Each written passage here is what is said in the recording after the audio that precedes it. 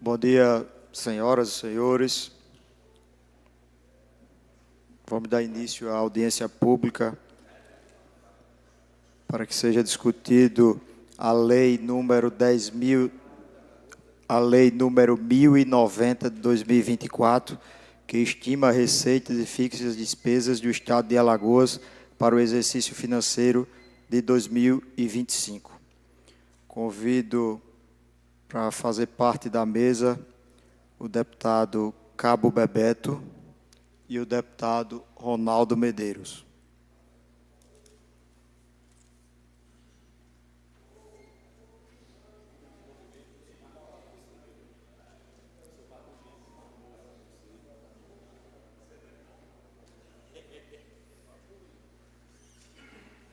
Na política, você vale pelo mal que pode fazer. Você chama primeiro eu. Vamos falar para a esquerda.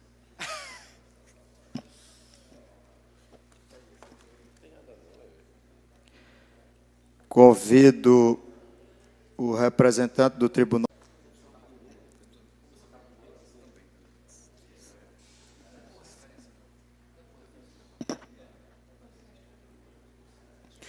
Convido o defensor-geral do Estado de Alagoas, doutor Fabrício Leão Souto.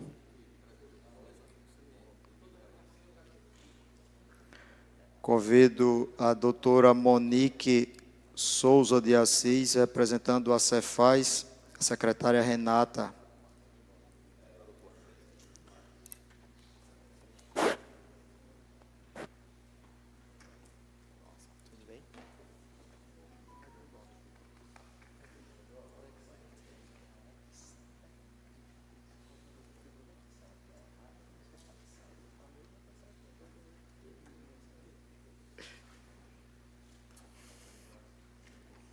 Convido o representante da CEPLAG, o senhor Felipe Vargas.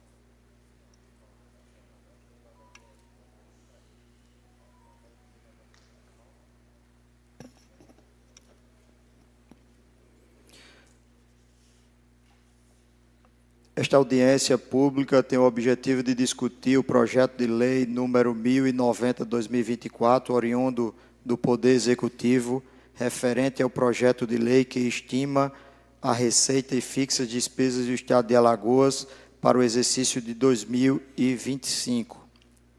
Esta audiência pública será realizada em atendimento ao disposto do artigo 44, parágrafo único da Lei Complementar 101, de 4 de maio de 2000, alterado pelo artigo 1º da Lei Complementar 131, de 27 de maio de 2004, parágrafo 2º do artigo 176 da Constituição Estadual e no regimento interno da Assembleia Legislativa.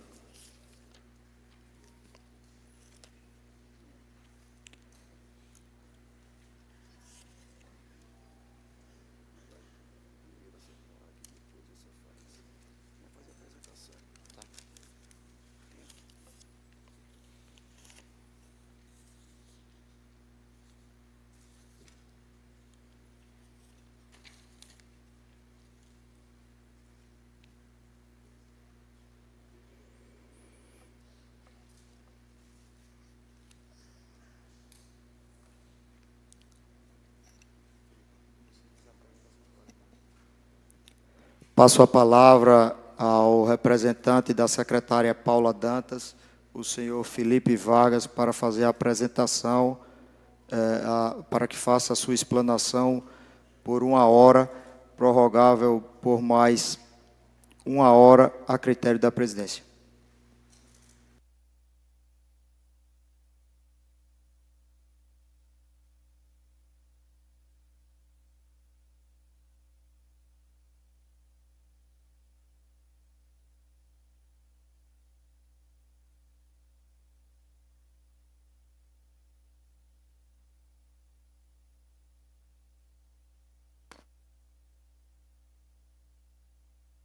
Bom dia a todos.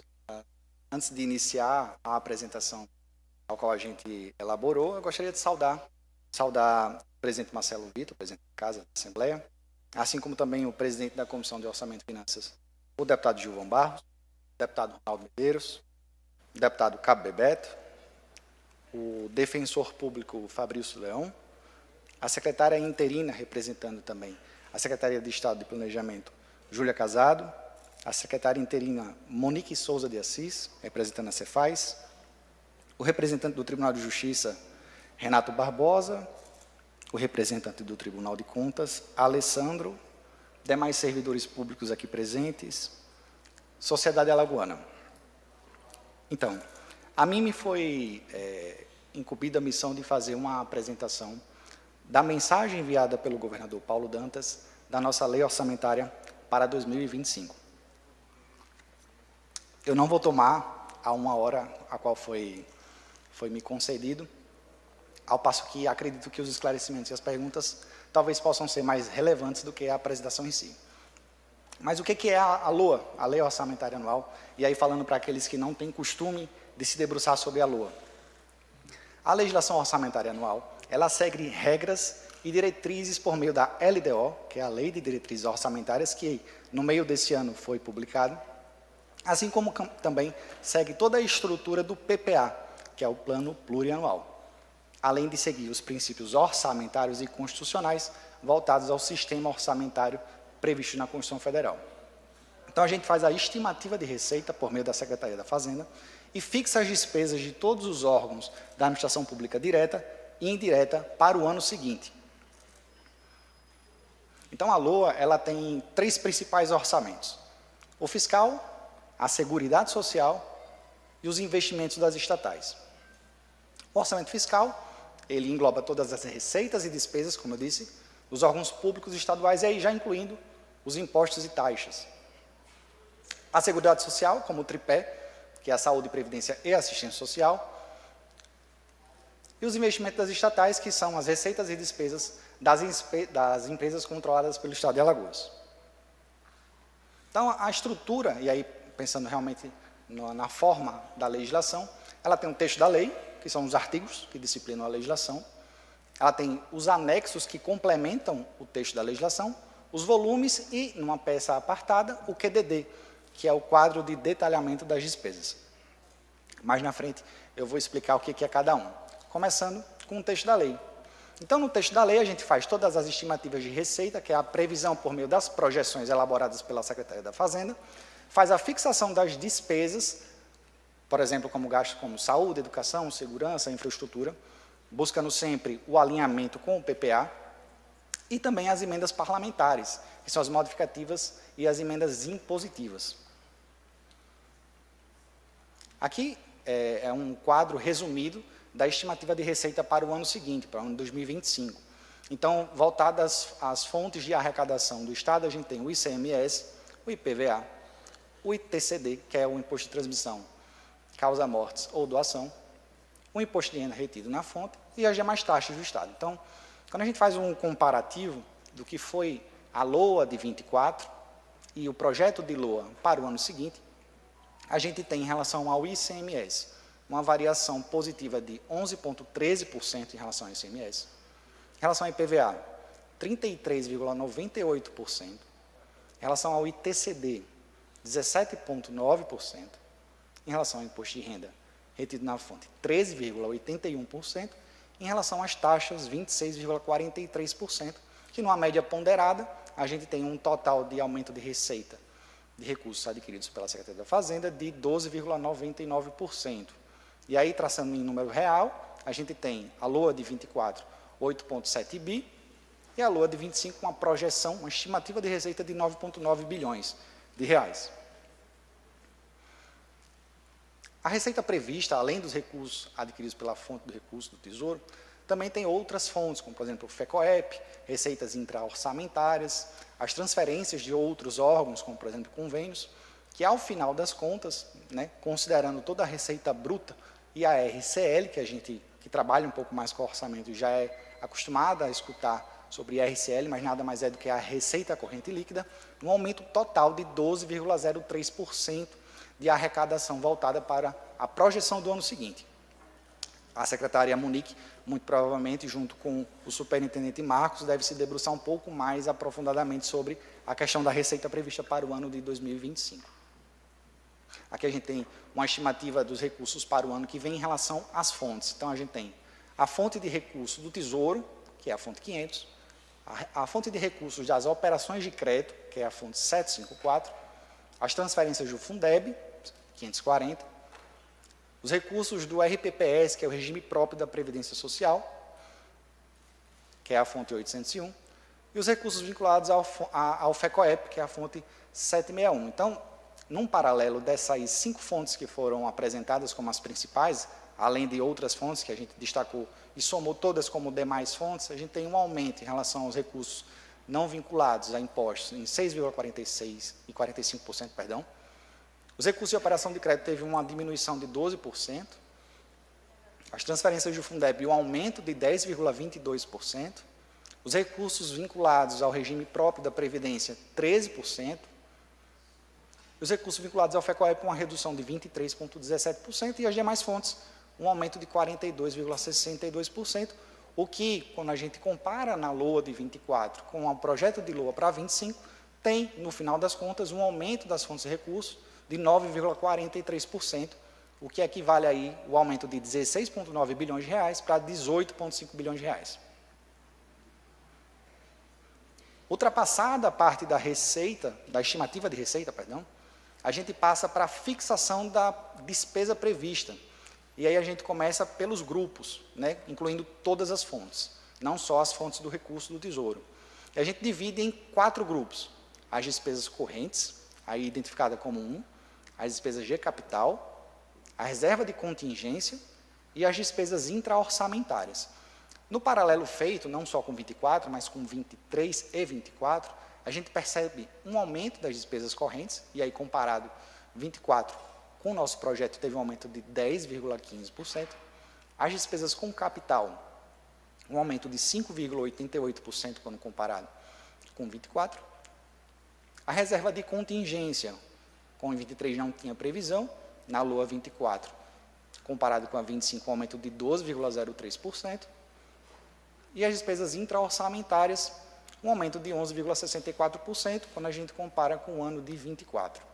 Então, no total geral, somando os 4 grupos dessas fontes, e aí considerando todas as fontes, ao final a gente tem como 9,43% o aumento de despesa prevista e fixada para o ano seguinte, 2025. No recorte apenas da fonte 500, que é a fonte do recurso do Tesouro, a gente tem também por grupo, né, são 4 grupos, os mesmos 4 grupos, mas uma redução, um aumento menor. Então, a gente tem um aumento menor nas despesas correntes, de 2,5%, as despesas de capital, um aumento de 32,02%, a reserva de contingência permanece, 12,03%, e as despesas intra-orçamentárias, 18,08%. O que, quando a gente compara no total geral, é uma redução em relação à projeção para o ano seguinte. Quando a gente compara todas as fontes, a fonte 500 ela tem uma projeção de aumento menor do que quando comparado com todas as fontes. Ultrapassada a fixação da despesa por grupo, a gente passa à fixação da despesa prevista por função. Então, elencamos as 5 principais, lógico, tem outras funções, mas a Previdência Social, a Educação, Segurança Pública, Saúde e Transporte foram elencadas até pelo volume em real. Então, a LOA de 24, comparado com a de 25, teve um aumento aí, perdão, a de 25 comparada a de 24, teve um aumento de 15% na Previdência Social, 15,1% na Educação, 1,5% na Segurança Pública, 32,1% na Saúde e teve uma redução de 29,2% no Transporte. E as outras funções, como, por exemplo, lazer, cultura, teve um aumento de 6,2% em relação à função nas despesas fixadas para o ano seguinte. Em relação aos duodécimos, o que é o duodécimo? É o orçamento passado para os outros poderes. E aí, quem são os poderes? A própria Assembleia, essa casa, o Tribunal de Justiça, o Ministério Público, o Tribunal de Contas e a Defensoria Pública. Quando comparado a LOA de 24 com a nossa projeção de LOA para 25, vocês podem ver que teve uma variação de aumento igualitária e proporcional de 3,5%. Esse valor de 3,5%, deputados, se refere justamente ao IPCA calculado até o meio do ano. Então, 3,5% foi aplicado como medida, inclusive em acompanhamento à LDO, que é assim a disciplina, para a projeção de aumento para o ano seguinte. Então, a gente pula de 1,384 bilhões de reais para 1,433 bilhões voltado aos demais poderes, Assembleia, Tribunal de Justiça e Ministério Público, Tribunal de Contas e Defensoria Pública. Passando agora para os precatórios, e aí isso já é uma despesa fixada mesmo, a gente tem os precatórios, os acordos, as decisões judiciais, todas previstas para o ano que vem, um aumento de 49,1%, um aumento de quase 50%, passando de 149 milhões de reais para mais de 220 milhões de reais só para pagamento precatório. Lembrando que os precatórios, eles são agrupados pelo próprio Tribunal de Justiça, que nos envia a relação do pagamento para inclusão no orçamento. Ultrapassado o duodécimo, ultrapassado os precatórios, a gente passa para falar de dívida. E aí a gente percebe um aumento do orçamento separado para pagamento de dívida, tanto para encargos gerais quanto para a amortização da própria dívida, o que a projeção para o ano que vem, a secretária Monique, junto com o superintendente Marcos, pode também se debruçar e detalhar um pouco melhor sobre isso, um aumento de quase 30%. Então, a gente passa de 1 bilhão para pagamento de dívida para 1 bilhão 299 milhões, o que equivale realmente a quase 30% nesse exercício para o ano seguinte, 2025. A gente falou do texto, a gente vai falar agora dos anexos. O texto da LOA, ela se divide, entre texto, anexo, volume e o QDD. Os anexos da nossa LOA, ela se divide em 6 grupos. Então, a gente tem o anexo 1 ao 6º. O anexo 1 são as receitas por grupo. O anexo 2, as despesas por grupo. O 3 é o orçamento de investimento por unidade. O 4 é o investimento por grupo. O 5 são as emendas individuais impositivas sem finalidade. E o 6, as com finalidade. E aí uma parte do orçamento, ele é reservado para o orçamento da criança e adolescente. É um orçamento salutar, justamente pelo engessamento, no sentido de manter e demonstrar a política pública do governo do Estado para a proteção e políticas voltadas à criança ou adolescente, para promover e proteger aqueles que mais precisam, que é justamente as pessoas na idade infanto-juvenil. Então, isso, além de dar a transparência e a manifestação do governo em relação à prioridade à primeira infância, também à juventude, isso auxilia, inclusive, no acompanhamento das políticas de execução do governo do Estado. Então, em relação ao OCA, a gente percebe a projeção para 2025 de um aumento de mais de 20% voltada à infância e juventude. Então, em relação ao acesso à educação de qualidade, a gente prevê um aumento de 19%, 19,1%. Em relação aos direitos e proteção, uma redução de 1,2%, mas, em relação à promoção à vida saudável, um aumento de 38,7%, o que equivale a 21,6% ao final, quando comparado 24 com 25. Inclusive, no trajeto 23 também é possível perceber um aumento de mais de 1 bilhão de reais voltado ao orçamento da criança e adolescente. Lembrando que o orçamento de criança e adolescente ele é transversal, ele não é só destinado em relação, logicamente, à secretaria que a gente tem aqui, a Secretaria da Primeira Infância. Todas as ações de todas as secretarias e órgãos que lidam com o objeto criança e adolescente são levadas em consideração no momento do preenchimento desse cálculo que está sendo exposto. Por fim, no corpo da própria legislação que foi enviada em mensagem pelo governador Paulo Dantas à Assembleia, a gente tem a peça do QDD. É uma peça um pouco mais detalhada, em que faz a disciplina de todas as ações e programas do projeto enviado, que é possível que os parlamentares, que a sociedade civil faça o acompanhamento e visualize todas as ações e programas que estão sendo propostas para execução no ano seguinte. Lembrando, sempre em acompanhamento à LDO e ao PPA proposto no ano anterior, já que o PPA ele tem a projeção de 4 em 4 anos. Aqui apenas para visualização mesmo, o que é o QDD, lógico, o QDD pode ter certeza, tem muito mais páginas do que 2, eles são cerca de 700 a 800 páginas só de QDD, porque é o estado inteiro detalhado em todas as ações e programas.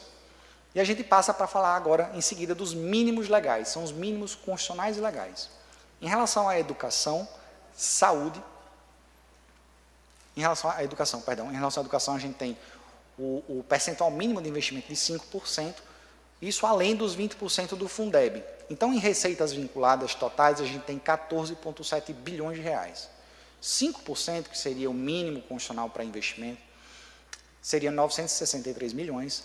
A nossa proposta enviada pelo governador é de 982 milhões. Então, a gente tem um pouco acima, né, 5,1%, do que seria o mínimo constitucional para aplicação na educação. Em relação à saúde, a gente tem um mínimo de 12%, que equivale aí à mesma receita vinculada, mas 12% seria 1 bilhão 774 milhões, e a nossa projeção para o ano seguinte seria 1 bilhão 920, um pouco acima do mínimo constitucional, que equivaleria a 12,99%. E a reserva de contingência, que também é uma reserva constitucional, que precisa ser aplicada, de 0,5%. Então, considerando a nossa receita corrente líquida, que aumentou, né, conforme a projeção da Cefaz, aumenta também a receita corrente líquida. Então, em 23, tivemos 61 milhões, em 24, 70 milhões, e em 25, a nossa projeção é justamente 79 milhões. E, para finalizar a minha apresentação, as emendas parlamentares impositivas, né, vem decorrente de uma obrigação constitucional estadual, em que 1% da nossa RCL, Receita Corrente Líquida, precisa ser destinada para os parlamentares por meio das emendas impositivas. Então, quando a gente compara 23 com 24 e também com 25, considerando o aumento da RCL, a mesma lógica das outras, dos mínimos legais e constitucionais, teve um aumento de 14,1 milhões de reais, de 141 milhões de reais para 158 milhões de reais que serão destinados à Assembleia, por meio dos seus deputados, para fazer a utilização dessas emendas e assim direcionar para aquela instituição ou para aquele município que entenda que precise, que façam suas políticas públicas lá na ponta. É isso, eu me coloco à disposição, agradeço a oportunidade do deputado Gilvan pela possibilidade de expor um pouco do que é a LOA. Às vezes a gente, enquanto sociedade civil, não se aproxima dessa política tão importante que é o orçamento público, é aquilo que direciona como a sociedade alagoana vai seguir para o ano seguinte, e me coloco à disposição para esclarecimentos e qualquer eventual dúvida que possa ser solucionada no seguinte. Obrigado.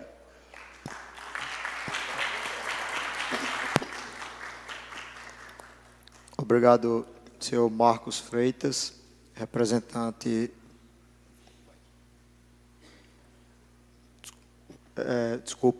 Senhor Felipe Vaz, representante da CEPLAG, da secretária Paula Dantas. Quero registrar a presença da deputada Carla Dantas, que se faz presente nessa audiência pública. Convido agora o senhor Marcos Freitas, representando a secretária Renata Santos, para fazer suas explanações.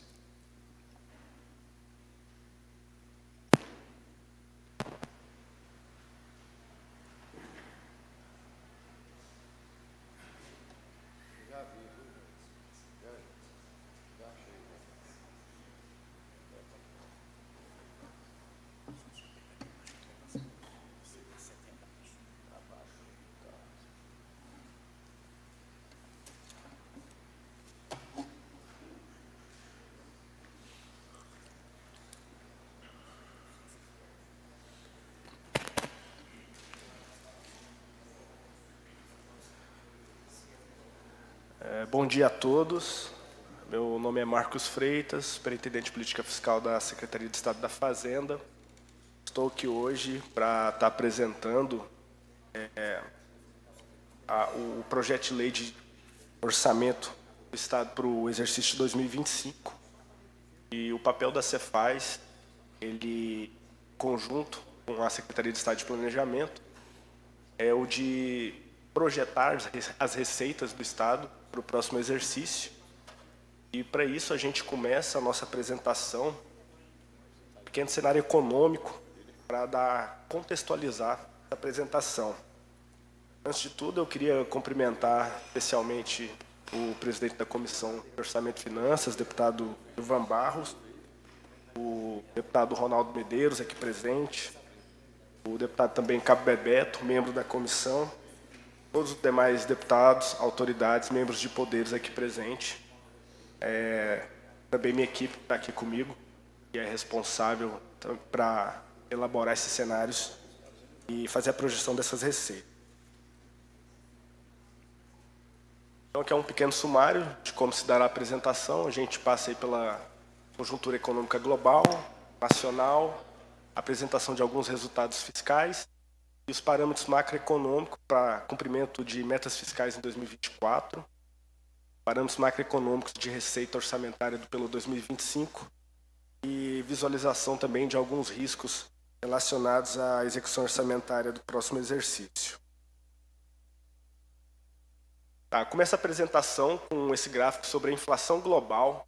A gente tem ali 4 linhas, né, representando a inflação global do Japão, Estados Unidos, área do euro e OCDE. O que a gente pode perceber desse gráfico é que a partir de 2021 houve um crescimento da inflação no mundo todo. Isso tem decorrência direta da pandemia, um choque de oferta que bagunçou as cadeias econômicas globais. A gente pode observar que o Japão ele teve um comportamento um pouco mais defasado em relação aos demais países, mas a projeção já para 2024 é de acomodação desses efeitos inflacionários, apesar de uma resposta mais lenta, e as projeções para 2025 uma certa estabilização. Em relação à taxa de juros e inflação dos Estados Unidos, a gente percebe ali em 2023 uma taxa de juros num patamar um pouco mais elevado que o usual, 5,33%. Também uma iniciativa do Fed de tentar conter o processo inflacionário na economia americana, com projeção de redução da inflação e também já redução das taxas de juros na economia americana. A gente teve hoje aí o processo, está tendo hoje ainda a finalização do processo eleitoral nos Estados Unidos e não acreditamos em grandes mudanças na condição da política monetária lá. As projeções, então, aí indicam um cenário também de estabilização. A gente trouxe aqui também taxa de juros e inflação do Japão. A gente percebe que, no caso japonês, há uma inversão, né, porque a taxa de juros ela está em patamares menores do que as taxas de inflação. A economia japonesa sofreu também, como todos os demais países do globo, com a taxa de inflação um pouco mais elevada, ali no pós-pandemia. Houve um aumento da taxa de juros e a gente percebe que a taxa de juros japonesa em patamares negativos, né, em 2023. Hoje, previsão de encerramento 2024 em 0,25%, com projeção de alta até 0,6% em 2026. Algo interessante a gente destacar aqui é como é diferente, né, os níveis de juros da economia japonesa e da economia americana. Então, se a gente volta aqui para as taxas de juros da economia americana, a projeção 3,68%, enquanto a japonesa 0,6%. Endividamento sem recurso correspondente em caixa. Por isso que a dívida consolidada ela sempre está em patamares ali maiores que a receita consolidada líquida. Então a gente observa também uma queda abrupta ali desde 2015. Isso tem relação com os programas de refinanciamento que o Estado firmou junto à União, decorrentes da Lei Complementar 148, que foi publicada em 2014, que revisou as taxas de juros cobradas sobre a dívida do Estado com o governo federal, com a União. Isso é um processo semelhante com o que está ocorrendo agora, né? Os estados também têm procurado a União novamente para rediscutir os termos da dívida da Lei 9496, que é uma dívida que tem alguns encargos. O pessoal costuma chamar que é uma dívida que não se paga, né? Porque a gente sempre está pagando juros e não consegue amortizar a dívida. Então, os estados estão procurando a União, os estados no geral, Alagoas está entre eles, para rediscutir esses parâmetros da dívida da Lei 9496. Então, esse movimento ocorreu em 2014, a gente percebe ali como que respondeu, né? A dívida consolidada reduziu bastante. E de 2016 até 2021, a gente também enxerga essa redução no endividamento do Estado, com poucas contratações no período. 2021, novamente, a gente faz a ressalva da entrada dos recursos do saneamento, que aumentaram a receita corrente líquida e diminuíram os indicadores de endividamento.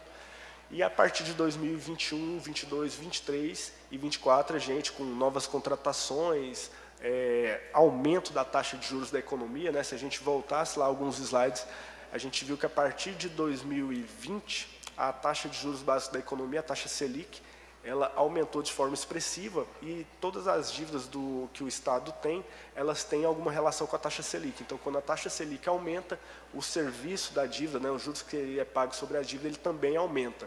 Então, existe essa relação também. E aí a gente percebe ali de 21 a 24 um aumento dos níveis de endividamento.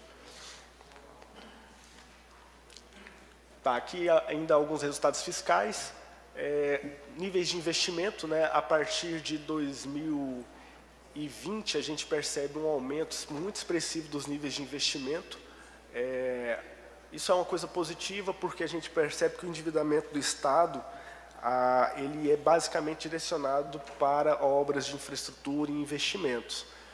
Então, em 2021 a gente bate o recorde ali de 3,5 bilhões de investimento, 2,5 em 22, 2,7 em 23, expectativa de poder chegar até 3 bilhões em 2024.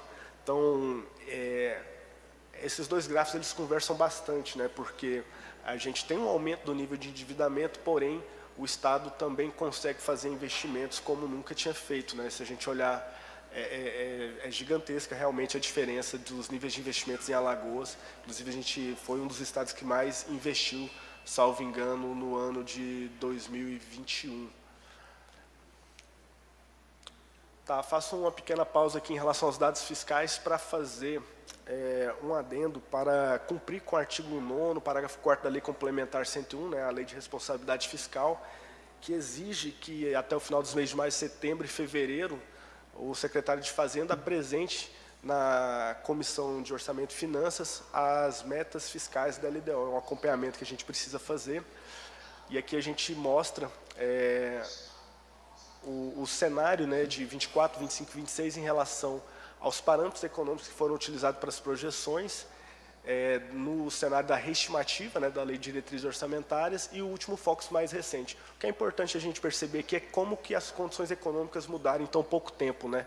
Então, aquela primeira coluna de reestimativa ela é do dia 5 de abril, e o último foco é o mais recente que a gente tem, do dia 4 de novembro, né?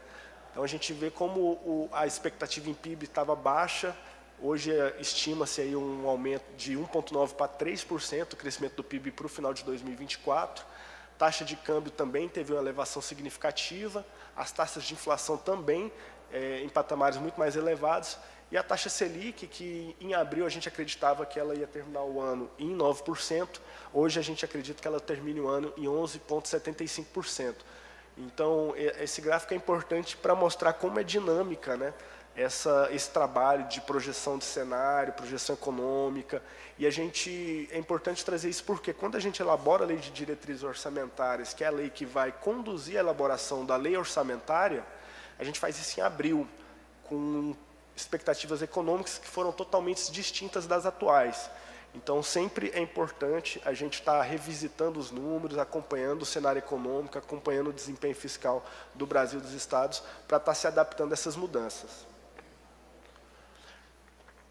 Aqui o acompanhamento das metas fiscais da LDO de 2024. A gente tem ali na primeira coluna as metas para o final do exercício, e na segunda coluna as metas apuradas já no relatório de gestão fiscal do segundo quadrimestre desse exercício. Então a gente vê que a gente está ali basicamente dentro do esperado, cumprindo com todos os parâmetros, e até o final do exercício a gente consegue, lá para o mês de fevereiro, a gente faz o acompanhamento do fechamento desses números.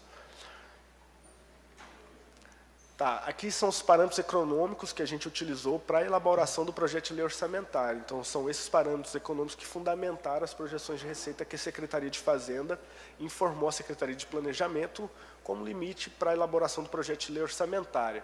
Então, para 2025, um PIB aí de 1,98, e esses dados são de 28 de junho de 2024, Se a gente voltar aqui, ó, vocês percebem que o PIB para 25 estava em 1,93, aqui 1,98, praticamente estável. A inflação 3,87, quando a gente elaborou a LDO, estava em 4,03, então teve um aumento da inflação, a expectativa de inflação aumentou em relação ao que a gente previu na LDO. E o dólar a 5,19, um aumento do dólar.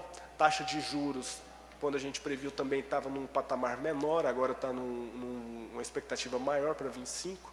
E GPM 3,9, o PIB nominal em trilhões 12,379. Então esses foram parâmetros utilizados para a projeção da LOA. E aqui, esse gráfico, inclusive, o secretário Felipe já trouxe na apresentação da Secretaria de Planejamento.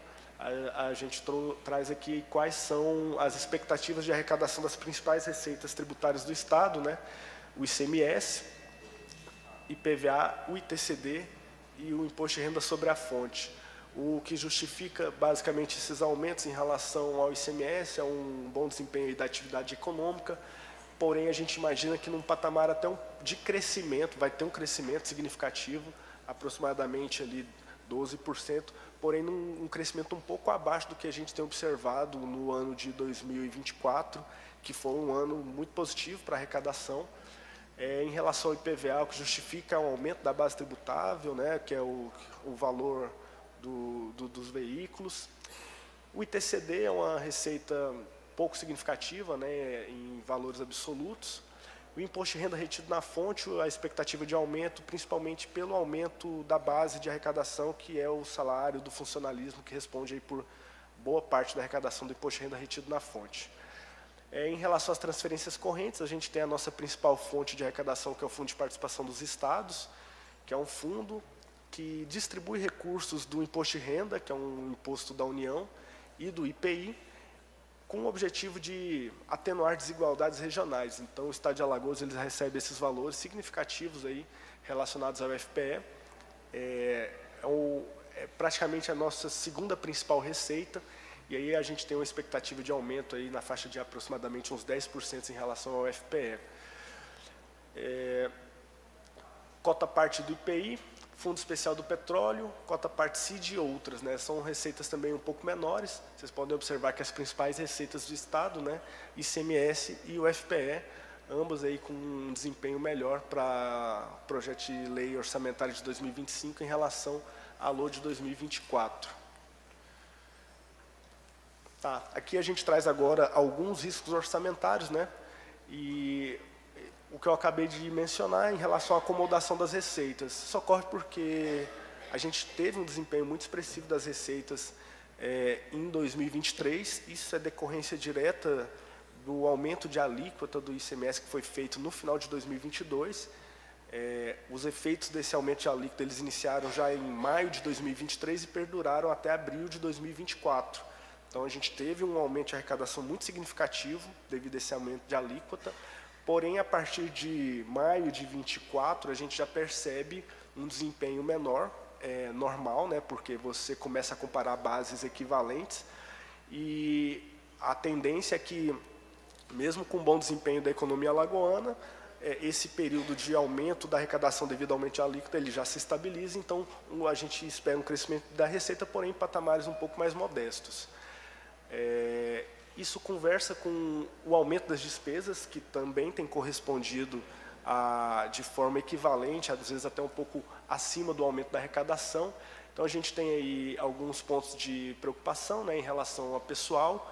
Houveram vários reajustes, né, do funcionalismo público, especialmente a partir de 2022, 2023 e 2024. Praticamente foi concedido reajuste integral da inflação nesse período, com um reajuste real em 2024. Então, como é uma despesa obrigatória, é difícil, essa despesa basicamente ela não reduz, né? Então ela só cresce, porque também tem todas as questões de progressões de carreiras, além de outros concursos que foram feitos nos últimos anos, especialmente em 2022, 2023, e algumas reestruturações de carreiras. Isso é demonstrado naquele gráfico onde a gente mostra o crescimento das despesas com o pessoal. Então, é um ponto de atenção, que é uma despesa obrigatória. A gente precisa dar cobertura orçamentária para essas despesas. E aí, abaixo, a gente vê já despesas de custeio, né? Outro ponto de atenção, principalmente porque as despesas de custeio, elas aumentam também com o tamanho do Estado, né? Então, a partir do momento que o Estado faz grandes investimentos em obras públicas, em novos equipamentos públicos, como construção de rodovias, novos hospitais, novas creches, retira esse, por favor, pode tirar esse aqui. Então, o Estado construiu novos hospitais, o Estado construiu novas creches, rodovias, tudo isso gera um custeio associado ao investimento. Então, o nível de custeio do Estado ele aumentou de forma significativa também nos últimos anos, e é um ponto de atenção que a gente precisa olhar com cuidado para que isso não comprometa a saúde fiscal do Estado. Em relação ao serviço da dívida, como mencionei, né, a partir de 2020 houve um grande aumento da taxa de juros da economia, a taxa básica de juros da economia brasileira. Isso aumenta o pagamento de juros da dívida, então houve um aumento significativo no aumento do pagamento de juros e do serviço da dívida como um todo. A gente também começou a amortizar agora alguns empréstimos que foram contratados nos últimos 3 anos. Aí eu já comentei, né, que a gente basicamente reverteu toda a contratação de dívida, de operações de crédito para fazer investimentos públicos. E, ao fim e ao cabo, né, com uma expectativa de acomodação da receita e aumento das despesas, isso tudo gera uma pressão no fluxo de caixa do Estado. Então, isso é algo que a gente também vê um risco para se administrar ao longo do exercício de 2025. Aqui, algumas medidas mitigadoras aos riscos que eu acabei de apresentar. Primeiro, a ampliação da educação fiscal, né, isso seria em função da Secretaria Especial da Receita Estadual, com ações de educação fiscal junto à sociedade, aos contribuintes, para manter e aumentar os níveis de arrecadação, negociações de crédito tributários. Então, o pessoal da Receita tem se esforçado e desempenhado um bom papel junto à sociedade e aos contribuintes para negociar créditos tributários em atraso, trazendo novas receitas para o Estado. Revisão de despesas, né? Então a gente atua pelos dois lados, a gente tenta ampliar a arrecadação, mas também tenta atuar na redução de despesas. Então a gente colocou ali revisão de contratos, o governador Paulo Dantas tem sempre feito conversas junto com todas as secretarias do Estado para conter as despesas, né? Eu gosto muito, o pessoal fala que despesa pública é igual nossa unha, você tem que sempre estar cortando, porque senão ela cresce e fica sem controle. Então a gente sempre tem feito esse trabalho de estar revisando os contratos e as despesas públicas. Reforma administrativa, o governador Paulo anunciou logo após as eleições, né, uma revisão da estrutura administrativa com redução de algumas secretarias. Isso é algo importante também para poder reduzir o tamanho da despesa, mantendo a eficiência, né? Porque a ideia não é diminuir serviço público, a ideia é diminuir a estrutura, mas prestar o serviço público de forma igual ou até melhor. Isso é feito com estratégia, de forma planejada. Então, o governador anunciou essa semana, nessas reformas, a gente tem expectativa que a gente consiga reduzir o custeio da máquina pública, mas que isso não impacte a política pública que chega na ponta para a sociedade, para o cidadão que mais precisa. A gente coloca ali, então, aumento da eficiência para manter níveis de serviço. Outro ponto importante é a reestruturação da dívida pública. O Estado de Alagoas está trabalhando junto ao Banco Mundial desde 2023 num processo de reestruturação das dívidas contratadas do Estado. Então, a gente tem várias dívidas contratadas com instituições financeiras locais, todas elas atreladas ao CDI, né, que tem uma correlação muito direta com a taxa Selic. Então, como a gente viu que a partir de 2020 a taxa Selic teve um aumento significativo, e isso aumentou o custo do nosso serviço da dívida, a gente enxergou, em conversas internas e depois que a gente ampliou com uma parceria do Banco Mundial, a oportunidade de reestruturar essas dívidas. Isso basicamente é o que a gente, como pessoa física, pode fazer quando você tem uma dívida e acha um banco que te oferece uma condição melhor. Você vai fazer uma portabilidade dessa dívida para um outro banco, porque ele vai te oferecer uma taxa de juros melhor, um pagamento mais alongado, e é basicamente a mesma coisa. É lógico que no Estado a gente tem várias etapas que a gente precisa percorrer para fazer uma reestruturação de dívida, tem todo um projeto associado. porque a gente está fazendo uma reestruturação com um organismo multilateral, né, o Banco Mundial. Então, tem contrapartidas que o banco exige, como iniciativas tanto na área fiscal quanto na área ambiental. O ano passado, a gente aprovou três marcos na área fiscal. Um é o marco fiscal, que eu vou comentar logo em seguida. A gente também passou um projeto de lei para a gestão dos ativos públicos. Na área ambiental, a gente aprovou duas leis, uma que é a Política Estadual de Mudanças Climáticas e a Política Estadual de Meio Ambiente, além de outras reformas infralegais na área ambiental também, como contrapartidas a esse projeto de reestruturação. É um projeto extremamente interessante porque a gente reestrutura a dívida pública do Estado, vai pagar taxas de juros menores, vai alongar o perfil de endividamento, vai gerar fluxo de caixa positivo que a gente pode reverter para mais investimentos, porém com serviço de dívida em patamares menores. E, finalmente, como medida mitigadora, eu trago aqui o novo marco fiscal. Foi uma lei aprovada em 2024 que passa a ter vigência agora em 2025. O novo marco fiscal ele estabelece um indicador de poupança corrente. O que é a poupança corrente? Basicamente, as receitas correntes que eu recebo, elas têm que ser maiores do que as despesas correntes que eu tenho. Ou seja, toda a receita que eu recebo, eu tenho que gastar menos com pessoal, com custeio, porém eu posso gastar mais com investimento, pagamento de serviço de dívida, que são despesas de capital. Sei que esse termo às vezes é um pouco confuso, mas basicamente a ideia do indicador de poupança corrente é que o Estado tenha níveis de gastos suficientes para gerar uma poupança que lhe permita fazer investimentos públicos e pagar o serviço da dívida. Então, esse novo marco fiscal ele traz esse indicador a nível estadual. O Estado passa a observar esse indicador a partir de 2025, com a expectativa de que, no longo prazo, a gente conduza a poupança corrente do Estado para um patamar de aproximadamente 85%, o que geraria 15% do valor da receita corrente líquida disponível para pagamento de juros, para pagamento da amortização da dívida e fazer investimentos públicos. É uma premissa que tornaria o Estado aí no futuro um Estado saudável e com capacidade de investimentos com recursos próprios, sem, inclusive, necessidade de novas contratações de operações de crédito. Então, ali, como eu já comentei, amplia o espaço fiscal para as despesas de capital e investimentos, estabelece um teto para crescimento das despesas primárias correntes. Esse teto ele é vinculado ao IPCA, mais um percentual dos crescimentos das receitas correntes. Basicamente, essa regra diz que o Estado ele não pode crescer as despesas num patamar superior ao das receitas. A receita sempre vai estar crescendo num patamar um pouco maior, até que a gente consiga alcançar a estabilização ali com 85% de poupança. E caso haja descumprimento, né, existem algumas vedações em relação ao crescimento das despesas. Todas elas não tem nada de muito inovador, a gente reforça o que já existe na Lei de Responsabilidade Fiscal. O inovador realmente é o estabelecimento de parâmetros um pouco mais exigentes para o Estado no nosso marco fiscal.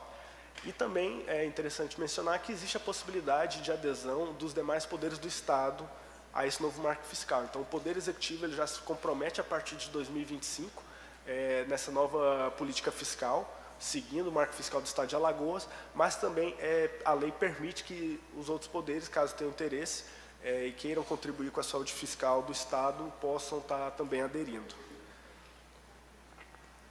Pessoal, eu agradeço a atenção de todos.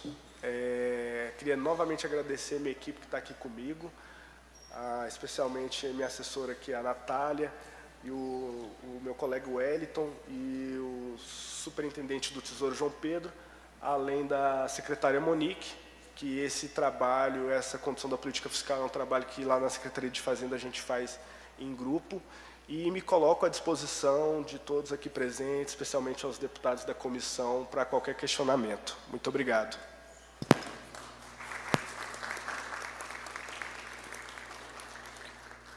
Obrigado, senhor Marcos Freitas. E aproveito também para registrar a presença do deputado Silvio Camelo. Vocês vão fazer perguntas?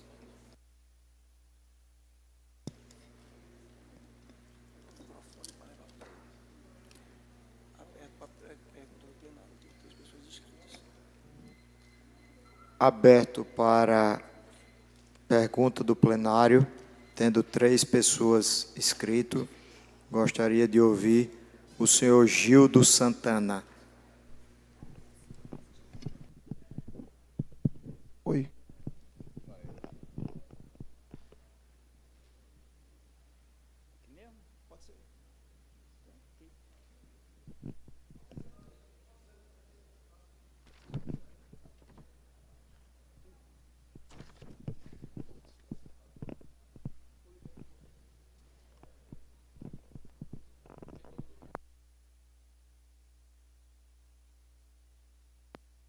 Alô.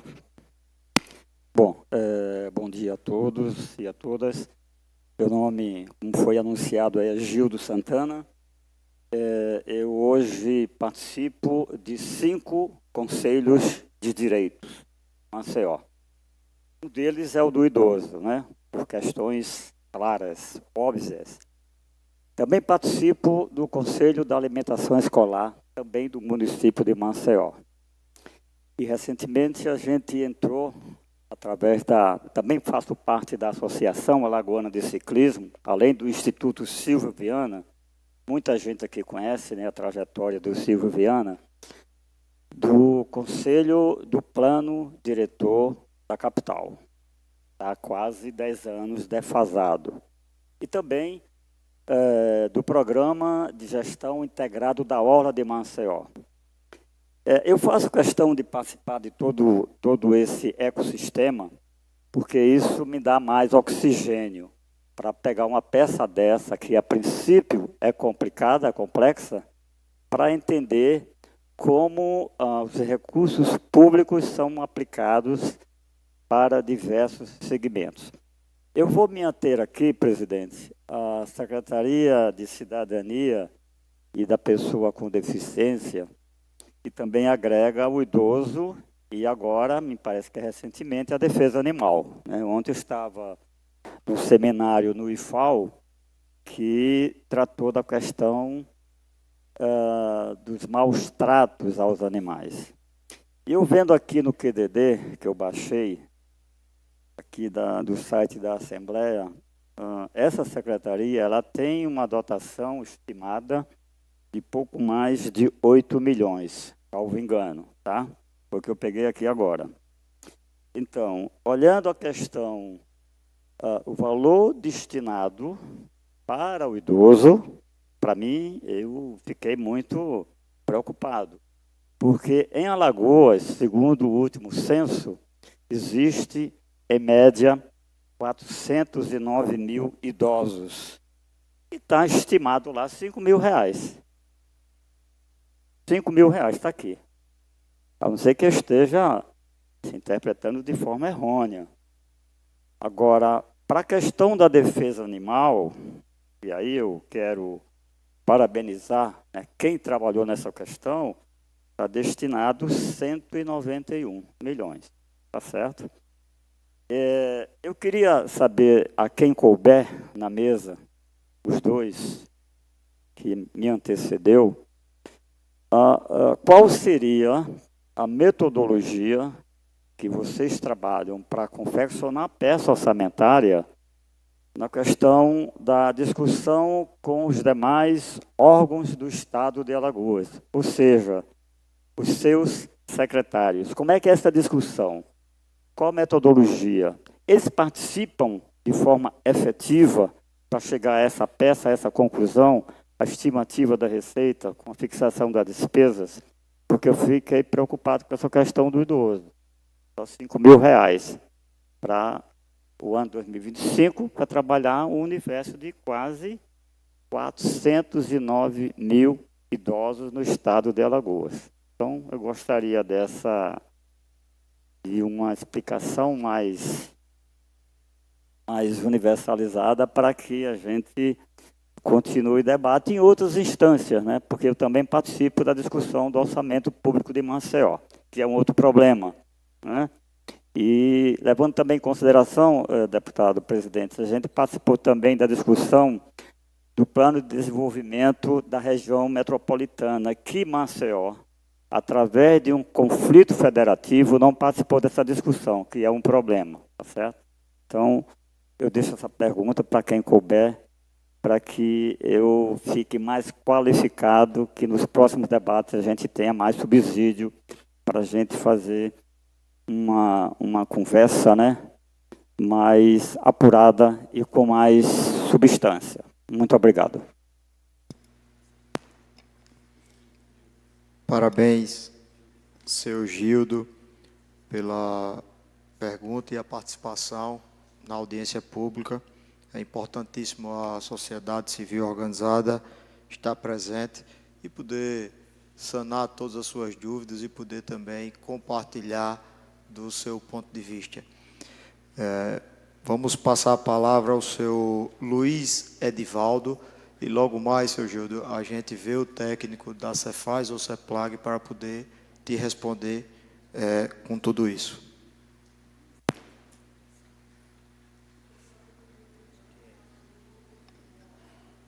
Pode falar do local mesmo lá, viu?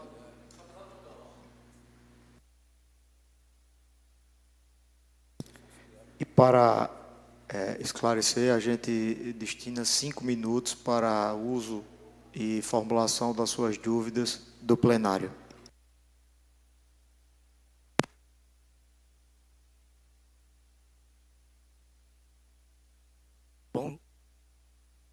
Bom dia a todos e todas. Me chamo Luiz Edivaldo, sou um homem gay, assumido. Faço parte do Movimento Nacional da População em Situação de Rua, aqui no estado de Alagoas. Também faço parte do CEAMP Rua Alagoas, né, que motoramente dá políticas para a população de rua no estado. Faço parte do Comitê Jurídico Bote Rua Judes.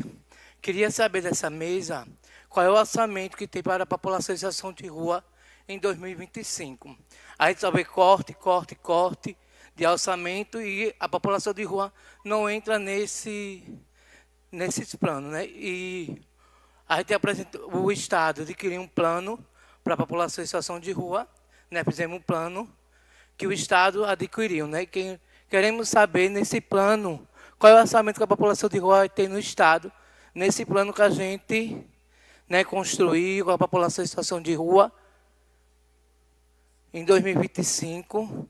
Né? Gostaria de saber qual é o orçamento que vai entrar nesse plano da população em situação de rua, que a população em situação de rua apresentou aqui nesta casa, através do excelentíssimo deputado Ronaldo Medeiros, né, que abriu essa sessão para a população em situação de rua. Nós, a população em situação de rua, só tenho a agradecer ao senhor deputado Ronaldo Medeiros, que é o pai da rua, né, a gente só tem a agradecer a ele, que abriu as portas desta casa para a população em situação de rua. Então, só tenho essa pergunta a fazer e muito obrigado e bom dia para todos. Obrigado, senhor Luiz Edivaldo, pela participação. E logo mais a gente vê o técnico da Ceplag ou Cefaz, que irá te responder e sanar todas as suas dúvidas. Convido também o senhor Ederaldo José para fazer sua pergunta com o tempo de 5 minutos. O senhor aperta aí no botão e eu vejo qual é o microfone.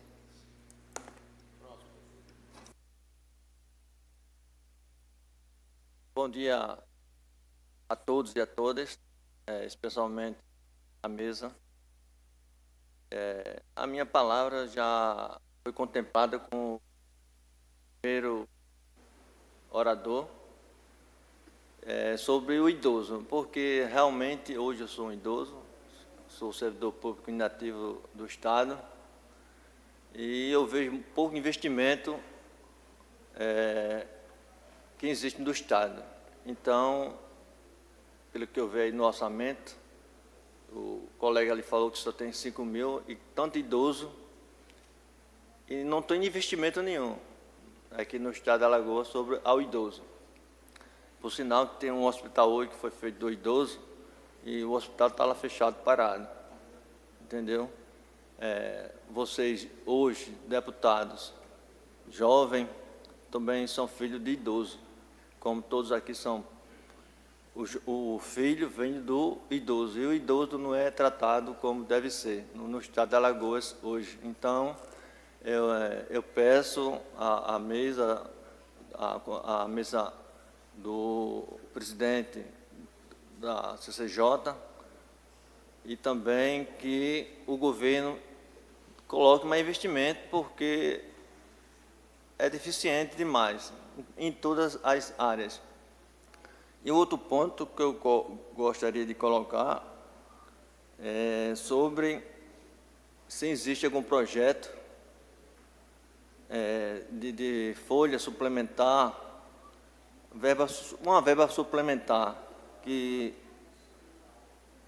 atinja os aposentados hoje, que tem vários processos de paridade quando se aposenta. Se existe ou se algum deputado aqui possa também fazer algum projeto para, na questão dessas verbas, se é viável ou não fazer um projeto desse que todos os deputados aprovem futuramente.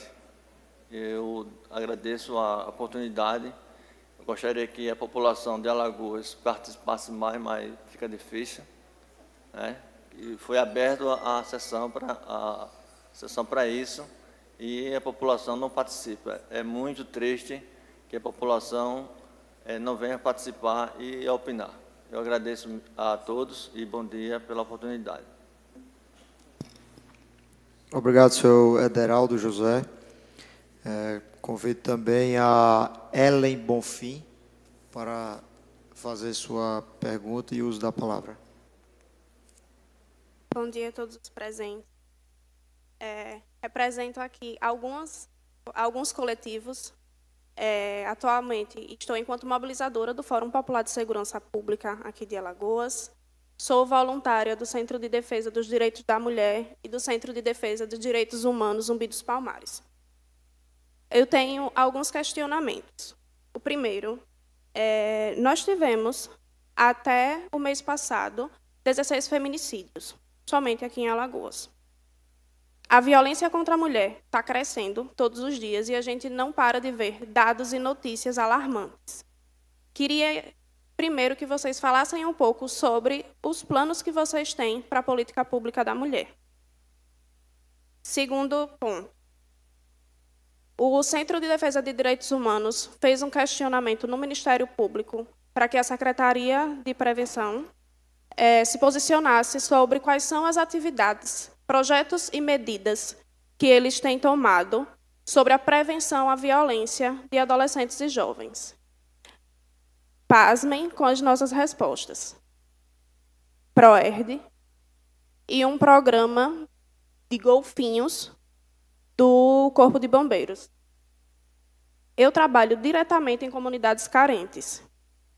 Tive a oportunidade de presenciar 3 ou 4 atividades de PROERD e esse projeto de golfinhos não tive.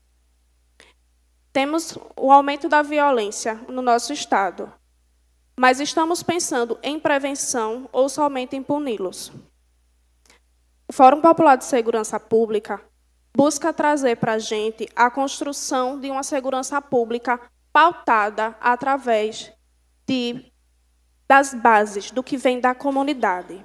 Eu queria aproveitar o momento, senhor presidente, e entregar para o senhor o caderno de propostas para o modelo de segurança pública que foi construído por todos os estados do Nordeste e validado em agosto do ano passado.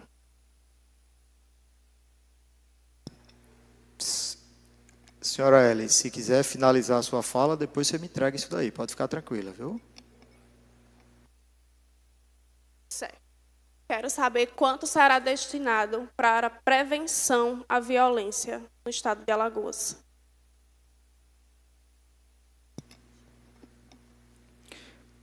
Não havendo mais quem queira fazer uso da palavra do plenário, faculto a palavra aos senhores deputados que queira tirar alguma dúvida, lembrando que os senhores deputados podem requerer a palavra a qualquer momento.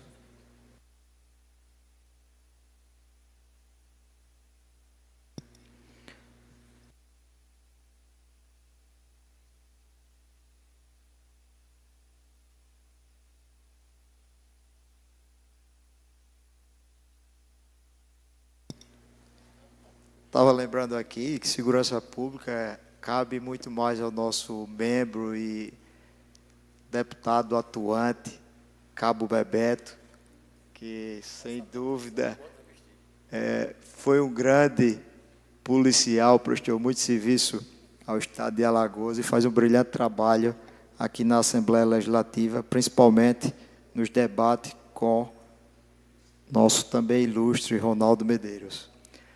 Mas passo a palavra ao Felipe ou Marcos para que possa tirar as dúvidas do seu Gildo e a gente seguir a sequência.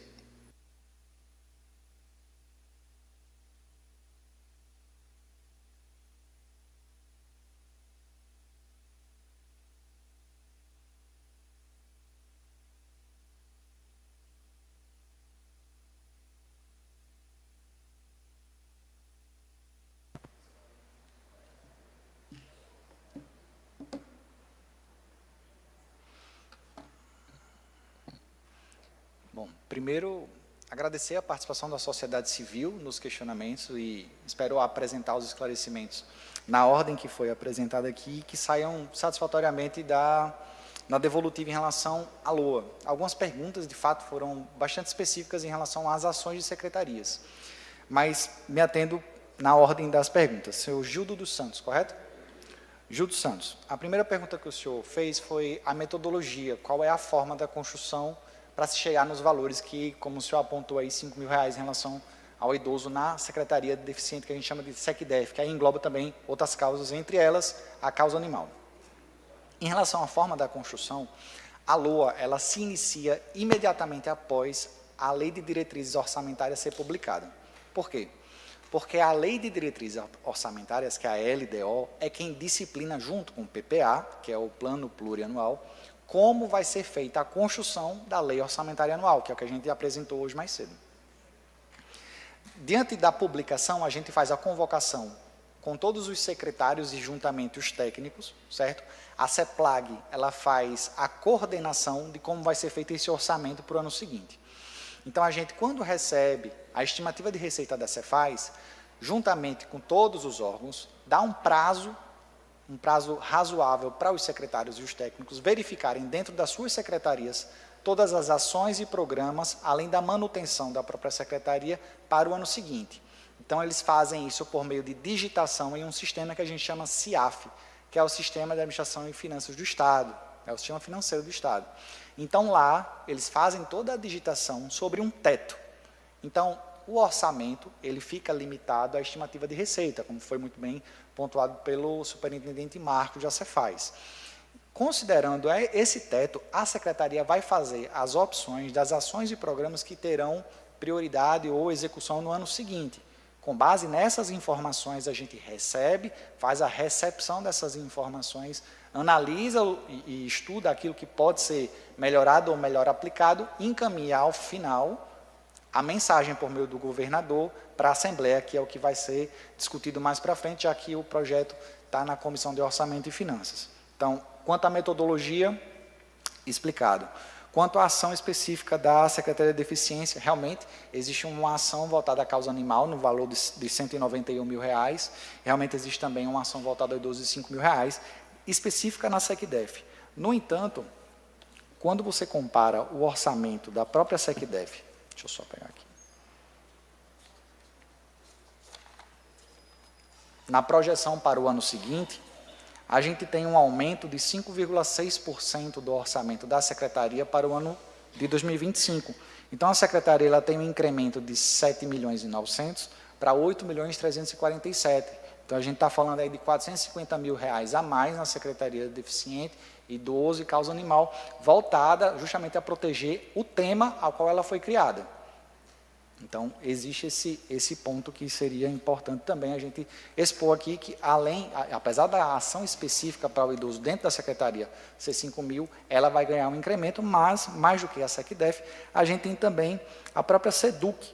E aí, pegando um pouco da pergunta que foi apresentada pelo Ederaldo. O Ederaldo comentou sobre o orçamento para o idoso, que não tem muito orçamento para o idoso. Bom, na SEDUC, uma ação específica na SEDUC, são mais de 5 milhões destinados somente ao idoso, voltada à educação.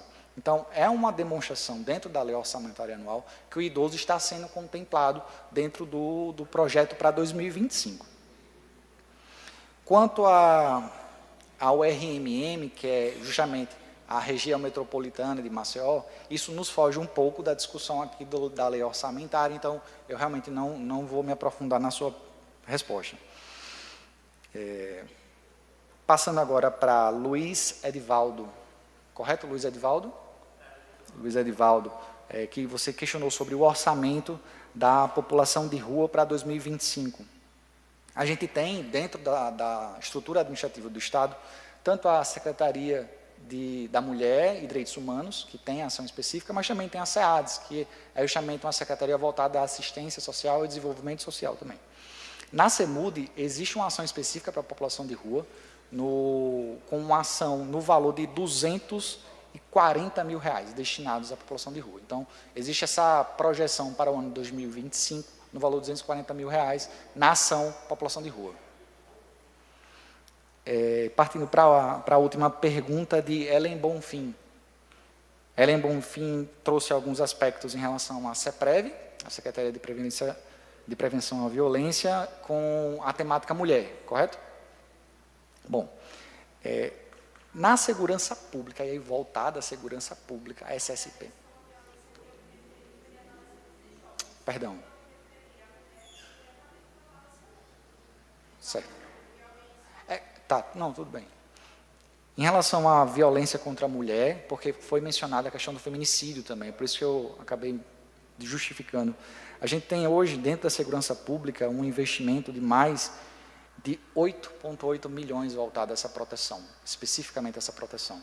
E aí, quando a gente pega também a própria Secretaria da CEMUD, né, a Secretaria da Mulher, a gente tem um aumento de mais de R$220 mil no orçamento projetado para o ano seguinte. Essas são as informações em relação ao orçamento que eu posso passar aqui. Espero ter, assim, minimamente respondido os seus questionamentos em relação ao orçamento. Ações específicas das pastas, infelizmente não me cabe aqui fazer realmente um detalhamento maior, porque estou aqui como representante da CEPLAG. Mas eu me coloco à disposição, quem sabe no segundo momento a gente conversar com mais calma, para entender um pouco melhor a ação específica, para realmente conseguir responder talvez de uma forma mais integral. Mas eu me coloco à disposição ainda para eventuais novos questionamentos, presidente. Obrigado, Felipe. Silêncio, minha gente, por favor, vamos acompanhar aqui as regras, não podendo ser interrompida a qualquer momento. Espero a compreensão de todos, para que a gente possa seguir com o rito normal e sem nenhum problema. Todos já tiveram o direito de fazer uso, não cabendo mais, exceto aos membros da mesa.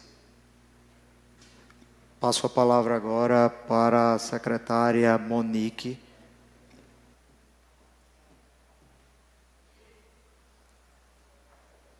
Todos. Essa era só uma consideração mesmo, deputado e todos aqui da mesa, os presentes, mas o secretário Felipe já acolheu a palavra. E quanto às perguntas mais específicas sobre as determinações, as priorizações que levam cada pasta a realizar, né, as suas prioridades na determinação orçamentária, isso realmente foge à nossa alçada em responder e detalhar, mas ainda assim também nós, como Secretaria de Fazenda, dentro do que nos cabe, a gente se coloca à disposição para, eventualmente, e até questionei, né, sobre esta casa ter uma comissão específica. A gente sabe que tem outros fóruns que podem ser debatidos, podem ser comentados, podemos ser também, aí, eventualmente, convidados para compor, para auxiliar nessas discussões, dedicados a esses temas, seja feminino, seja segurança pública e demais temáticas. Obrigada.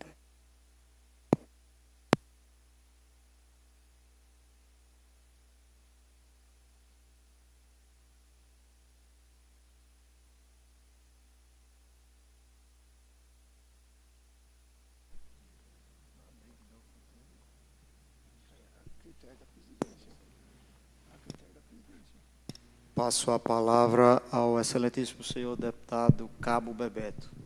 Senhor presidente, só para registrar aqui, eu peço a Vossa Excelência que solicite ao Felipe Vaz e ao Marcos Freitas. As apresentações foram simples, mas é bom a gente ter essas apresentações, ficaram bem sucintas, para que a gente possa estudar melhor os números apresentados.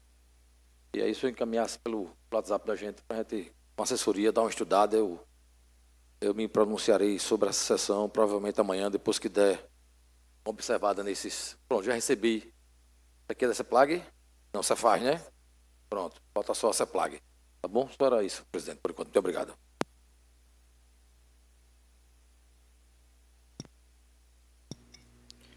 Espero que os técnicos tenham esclarecido as dúvidas. Vou abrir para 1 minuto para vocês, os mesmos 4 que fizeram a pergunta, para saber se tem mais alguma dúvida ou não.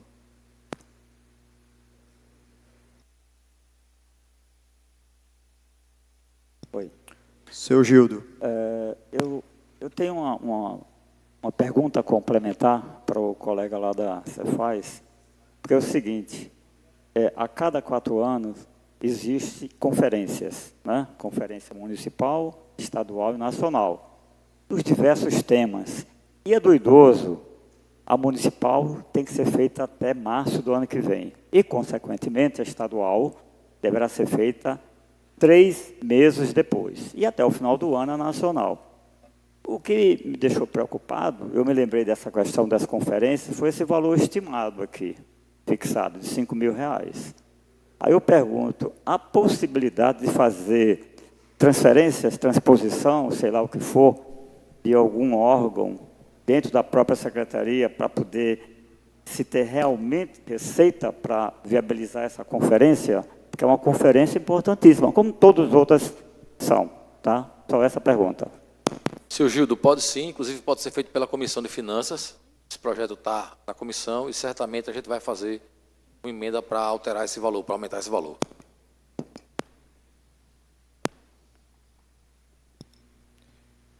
Passo a palavra para Ellen Bonfim. A minha pergunta foi respondida quanto ao orçamento. Guardarei as críticas. Mas a minha segunda pergunta é em relação ao orçamento para a prevenção da violência no Estado. Não houve resposta.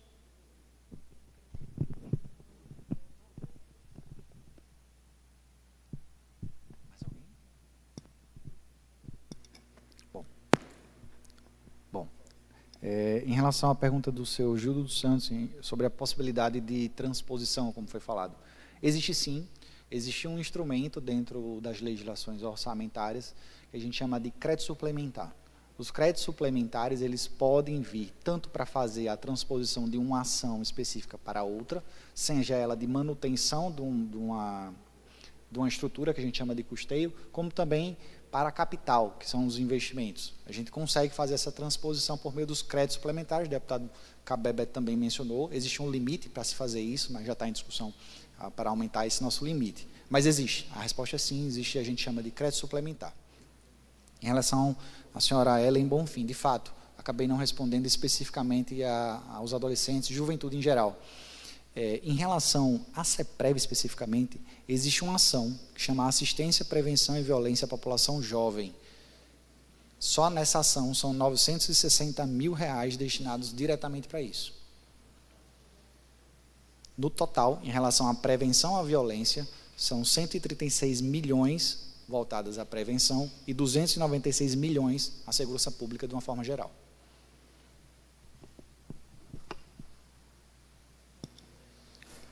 Obrigado, Felipe, pelos esclarecimentos. Faculto a palavra a algum membro da mesa que queira fazer uso.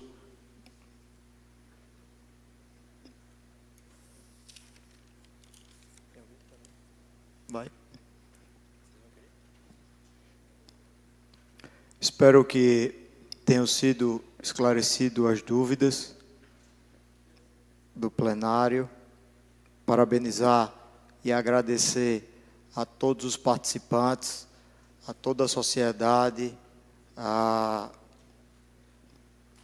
casa e a todos os funcionários que se disponibilizaram em vir para que a gente pudesse fazer essa audiência pública importantíssima para discutir o orçamento do Estado de Alagoas para o ano 2025. Agradecer aos membros da comissão, deputado Cabo Bebeto e deputado Remi. Agradecer à deputada Carla Dantas, o deputado Ronaldo Medeiros e o deputado Silvio Camelo por participar dessa audiência. Agradecer também ao representante do Tribunal de Justiça, do presidente Fernando Torinho, o doutor Renato Barbosa, o representante do presidente do Tribunal de Contas, conselheiro Fernando Toledo, senhor Alexander, ao defensor-geral do Estado, doutor Fabrício, a representante da secretária Renata, a senhora Monique Souza, representante da secretária Paula Dantas, o senhor Felipe, e a todos os membros das secretarias que se dispuseram para poder estar aqui presente. E encerro esse debate, encerro a audiência pública e desejando um bom dia a todos e que a gente possa sempre colocar nessa casa o diálogo acima de tudo e o respeito vindo lado a lado. Muito obrigado.